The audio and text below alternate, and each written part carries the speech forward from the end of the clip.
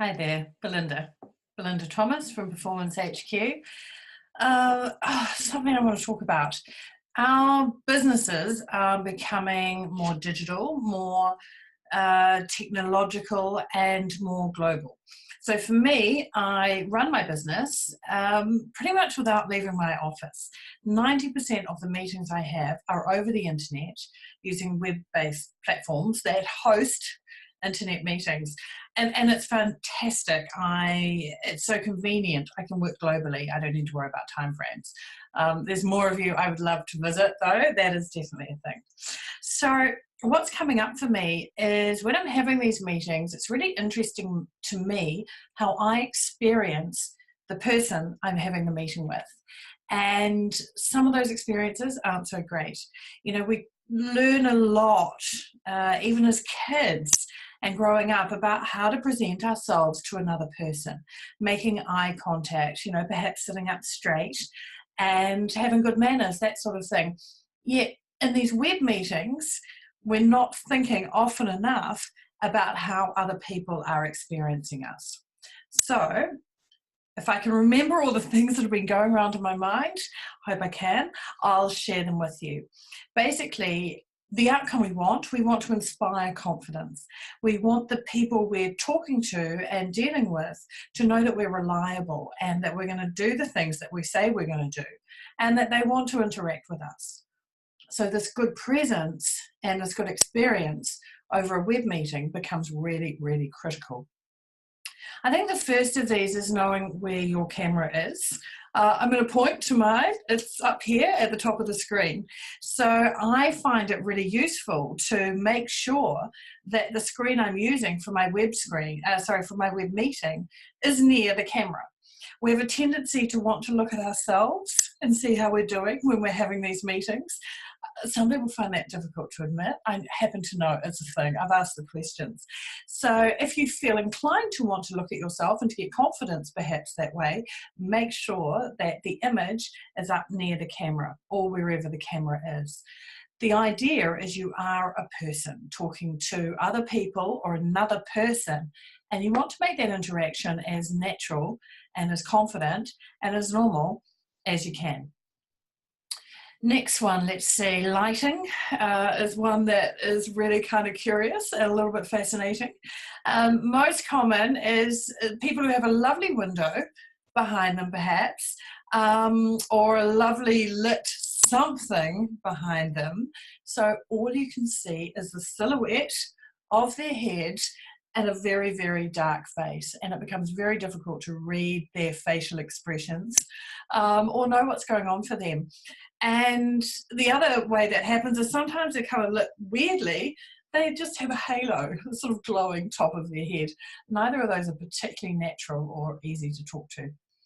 For people who are very heavily side lit, it's the Phantom of the Opera effect. It's like they have half a face. So the simple answer to both of these is just a basic desk lamp with a bit of light coming towards you, sort of face on.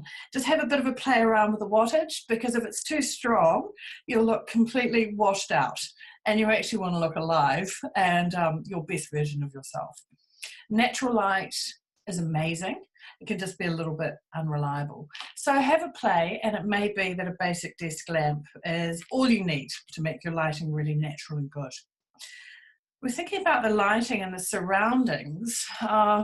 Okay, bear with me. This may seem strange, but I was in a very lovely hotel recently that had a very beautiful, intricately detailed carpet. And what happened was I lost my keys. And there was so much detail in the carpet that I could not for the life of me find my keys. They were completely hidden and camouflaged in this busy pattern. And if we've got a lot going on behind us in a web meeting, it can seem the same. Depending on where we are, it may not be possible to have a plain background. It just is something you really want to think about.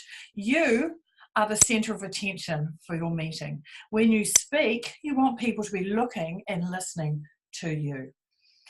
Bookcases are a classic example for this, and I love books and I love bookcases. I think they're just gorgeous. I've got one over there. And for that reason, I've moved my desk around. We spend a lot of time looking at what's in the background, maybe trying to work out what books people are reading, and it can be very distracting. If your desk is in front of a bookcase and you're choosing to leave it there, that's your call, and it's absolutely fine, especially if you just wear a plain coloured garment. So having something simple is not going to cause you to be the keys in the carpet and completely vanish. Segues quite nicely into filling your screen. If I choose to sit right back here, I kind of seem like I'm in a different room, and perhaps having a few space issues, or not feeling confident, or not feeling so engaged with you. It's the same if I'm sort of tucked away down here somewhere, or maybe sitting up in here. You want to be in the center of your screen, and you want to be the feature of your screen. Eyes above the center in the top third is a very comfortable place for people to be looking at us. Again, it's the same as if you're in a meeting where you can have easy eye contact. We match and mirror. We copy people's gestures over the internet. So we build a lot of rapport when we're having these web meetings. And it can be really challenging to do that if we're sort of sitting, way, way back. Okay, this is going well. Here we go, another one. I've got an electric desk. I love it. It's amazing. And that is just weird. Okay, it's like when kids take photos and they kind of cut your head off and don't work out how to center people. And I'm certainly not going to demonstrate what happens when it goes the other way.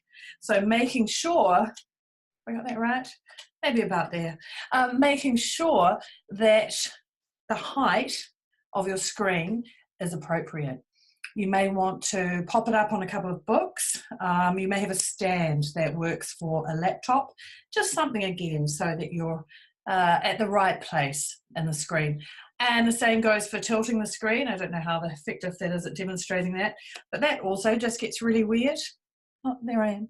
Yeah. So we just want to feel like we're having a conversation with a person. So let's see, when I have these meetings, I tend to have a few applications open. I tend to have a few relevant applications open for the record. So I may have some notes on one side, and I may have a resource perhaps on the other side. I've quite a large screen. And if I'm in a meeting, I want to explain to someone, you know what, we're having this meeting. I've got your notes over here from the last meeting that we had. And on this side, I've got a reference that I'm going to refer to from time to time. So I just want you to understand that when I'm looking around, that's what it is that I'm doing. I promise it's only us in the room, and that this meeting is what we said it is. Otherwise, I think people, you sort of think, wow, are they looking at their Facebook feed? Have they got some emails that they're checking? Again, it just helps people understand what's actually going on when you're looking around. Speaking of looking, the diary face. So you've got your screen open and you get to the end of your meeting. It's like, woo, that was awesome. Let's catch up again. I'd love to do business with you. So you bring up your diary, it blocks out the image on your screen of you, and you start doing this and looking around and scrolling, sort of, thinking.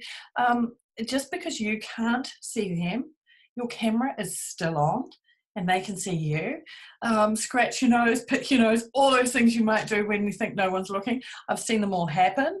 So just remember that your camera is still on and people can see you. The sign of smile is another one. When we think about how people experience us, we make a first impression every time we see someone. The other side of that is, what do you want the last impression to be? The screens tend to freeze when we sign off.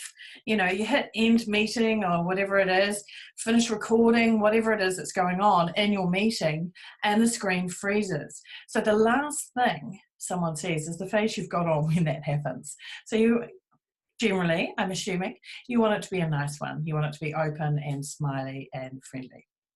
So have a think about people, about how you want people to experience you, and the outcomes that you want from your digital meetings as we do them, have them more and more and more. And if you want me to send you a resource for this, I can do that. Okay, I'm going to make one. So my email and details will come up at the end of this clip. Drop me an email, put something I'll understand in the subject line, and I'll send you out a resource that highlights these points with just a few notes. And thanks so much for listening. I'll see you again soon. Bye now.